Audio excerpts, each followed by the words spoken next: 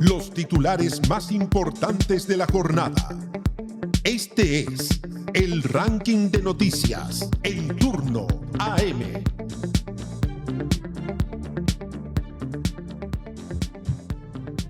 A menos de una semana del llamado de José Antonio Kast a ordenar el oficialismo, las tensiones volvieron a escalar dentro de Chile Vamos.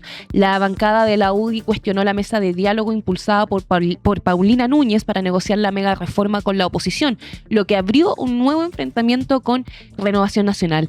El cruce entre Eduardo Cretón y Diego Chalper expuso las diferencias sobre cómo tramitar el proyecto de reconstrucción nacional y relacionarse con la oposición. En paralelo, Kast ajustó su diseño político, aumentó su involucramiento con los partidos oficialistas y reforzó su llamado a evitar conflictos internos, especialmente entre republicanos y Chile Vamos, Camilo. Micrófono. Ayer escuchaba muy... ¿Sabes que de hecho lo vi hoy día en la mañana? Hay un reel, a ver si lo buscamos, José, en Radio Infinita, en el Instagram de Radio Infinita hay un reel de Gonzalo Miller, que le pone la lápida a Chile Vamos. Dice, Chile Vamos unió. No chiste. Al menos en la Cámara de Diputados no está operando como algo que uno podría considerar que es como la alianza. Recordemos, Chile Vamos que a esta alianza histórica entre la UDI y RN, que ha tenido distintos nombres, ¿te acuerdas? Alianza por Chile, Coalición para el Cambio, hoy día Chile Vamos. Y que ha sido el eje histórico de la derecha post-dictadura a lo largo de todo el periodo democrático, al parecer está atravesando su mayor crisis y la está atravesando justamente porque le aparecieron contendores que aparentemente tienen mayor poder o al menos mayor poder de convocatoria en términos electorales, que es el caso de Republicanos, que es el partido eje de este gobierno y que está justamente poniendo en crisis el rol que debería jugar esta derecha histórica en ese mundo. Entonces tenemos el video, ¿sí? Veámoslo y lo comentamos a la vuelta. Chile Vamos no existe, ¿no? Yo creo que los últimos restos que quedan de Chile Vamos están en el Senado. Y eso es lo que sostiene el concepto, algo, ¿no? Pero ya en la Cámara de Diputados no existe Chile Vamos. Chile ¿no? fuimos. Y este es un síntoma más de eso. No existe Chile Vamos.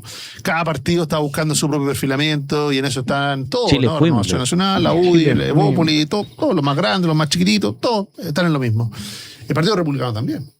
Y eso, y coincido con Camilo, por eso es que en esta lógica de identidad antes que nada, ¿no? Antes que comunidad, cada uno está permanentemente buscando las pequeñas ventajas, y aquí obvio se produjo, ¿no? Hubo un llamado a la unidad, fracasó. Para ser justo, un llamado a la unidad que le tocó a la presidenta del Senado, Paulina Núñez, pero que no hubiera sido muy distinto si hubiera estado otro presidente del Senado. Para ser justos, ¿no? Lo que pasa es que a ella le queda muy cómodo ese traje, ¿no? Y además se vistió impulsando la mesa. Le pusieron una cantidad de expectativas de nuevo a Paulina Bodanovich, ¿no? Como que se iba a atrever a cruzar el Rubicón. Eso fue para otro tema. Pero en el grueso es parte de lo mismo. Es curioso porque hoy día el 1 y el 3 del ranking son prácticamente dos caras de la misma moneda.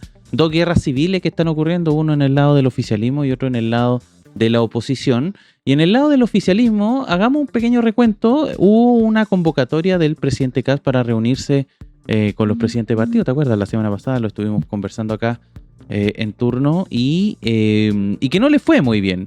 De hecho, habían voces que incluso hablaban el propio presidente, como que deslizó la posibilidad de que incluso de estas reuniones emergiera una coalición. Es bien curioso esto de las coaliciones porque es algo bien de Chile. Armar coaliciones. En general, no sé, pienso yo en España no pasa, por ejemplo. No pasa todo. No, lo que ocurre ahí son más bien pocos partidos, pero partidos grandes. Uh-huh. ¿Cachai? Entonces, Estados Unidos, piensa en Estados Unidos, Partido Demócrata, Partido Republicano, dos partidos grandes y dentro conviven distintas miradas. En Chile lo que hay es que hay muchos partidos y esos partidos arman coaliciones que en el fondo reemplazan a estos partidos grandes. El problema es que las coaliciones no tienen un compromiso político, el compromiso político que sí tiene un partido político. Entonces, se arman estos partidos, arman coaliciones, pero si un partido se enoja, la coalición se desarma. Entonces, es bien complicado porque además se dice que no hemos tenido los últimos dos periodos, este y el anterior del presidente Gabriel Boric, no hemos tenido gobiernos de coalición. Recordemos que prácticamente durante todo el periodo Gabriel Boric gobernó con dos coaliciones. Uno que era esta alianza Frente Amplio Partido Comunista y otra que era el socialismo democrático, que en el fondo agrupaba a los partidos de la desconcertación. Nunca hubo como una pura coalición que uno dijera respalda al gobierno. El presidente Boric intentó hacer algo a fines de su administración, pero finalmente no cuajó.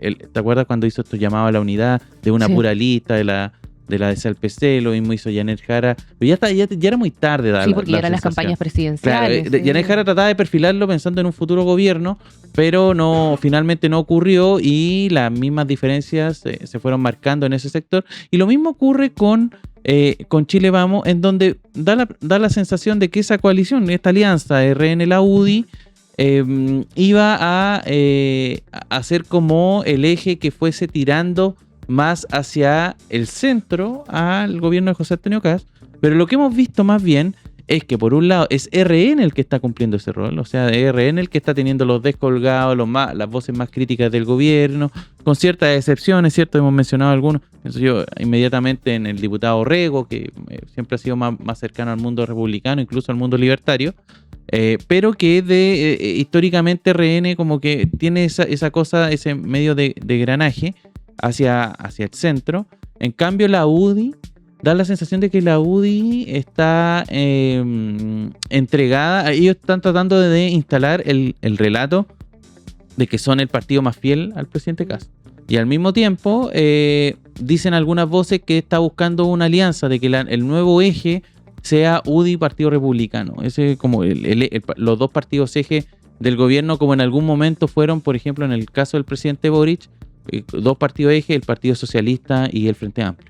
Entonces se quiere buscar algo parecido en esta administración, y eso evidentemente deja a RN afuera de la conversación, y RN que también busca y tienen la tesis, pienso yo, hay voces como Diego Chalper que buscan dotar de algún relato a esta derecha como más que no se entrega tan fácilmente a las voces de la extrema derecha. Entonces hay ahí una conversación interesante, una conversación que evidentemente tiene que evolucionar. El presidente inició rondas de conversación y partió con el Partido Republicano.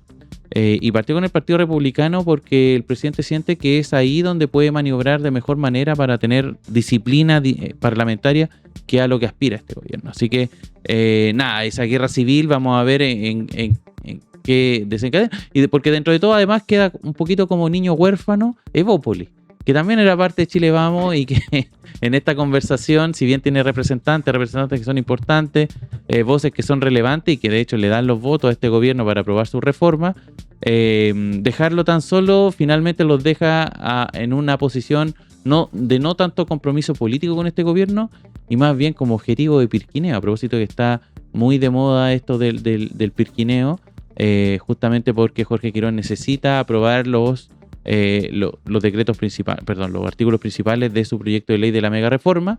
Necesita que todos estén más o menos cuadrados. Entonces, si empezamos a descuadrar voces como las de Evópolis, podría significar evidentemente un problema para esta administración. Puesto número 2 en esta mañana de día jueves 9 de julio.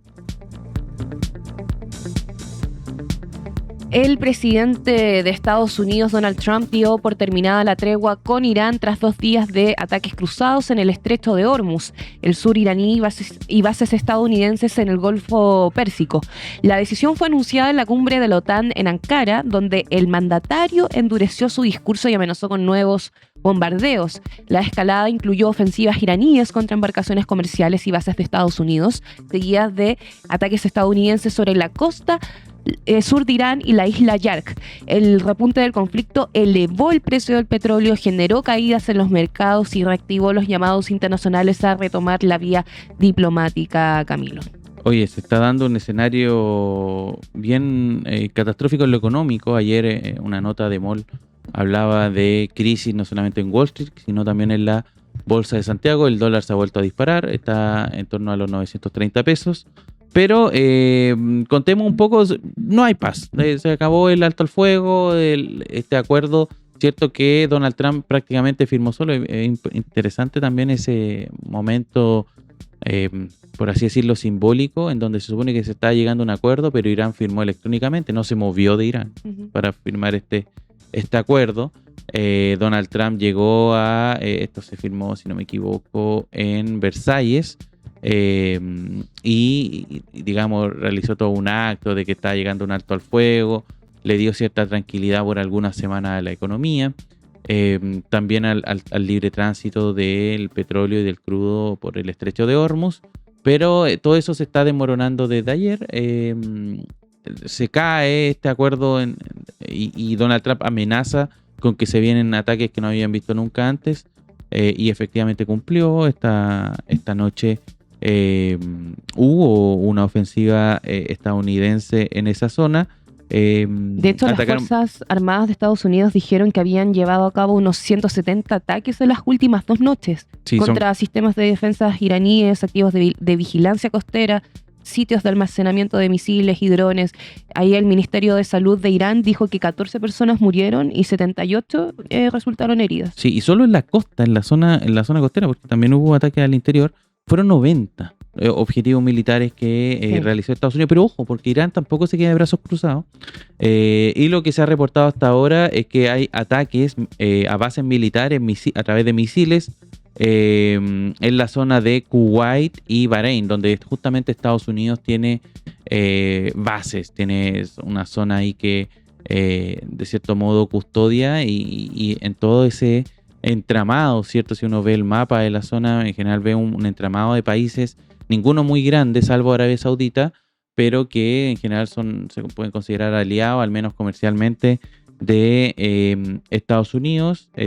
También recordemos que todo esto también se reaviva con algo, porque muchos dicen, no, Irán debe estar en el suelo, debe estar bajo escombro, y lo que vimos el fin de semana, que a muchos les llamó la atención, es que hubo un funeral muy masivo a Ali Khamenei. Entonces no daba mucho la sensación de un régimen que estaba a punto de caer, sino que más bien un régimen sólido frente a esta ofensiva estadounidense, que más allá de lo armamentístico en términos culturales, porque en el fondo la gran apuesta de Donald Trump era que se generara una rebelión interna en Irán, y eso nunca ocurrió. Y al contrario, al parecer se ha fortalecido la idea del régimen, justamente porque apareció un enemigo externo en esta ocasión, que es Estados Unidos. Así que nada, se ve complicada esta semana. Es bien curioso porque justamente cuando el ministro Quiroz decide hacer una baja importante en las bencinas, va a volver a subir el crudo a nivel internacional, y hay que ver hasta cuándo, porque al menos esta semana nos da muy buenas luces de que esto se vaya a tranquilizar pronto. Así que vamos con el puesto número 1 de esta mañana. La tensión interna en el Partido Socialista escaló por la estrategia frente a la mega reforma del gobierno, luego de que Daniela Chiccardini acusara a Paulina Bodanovich y Juan Luis Castro de sostener negociaciones no transparentadas con Hacienda sobre la invariabilidad tributaria.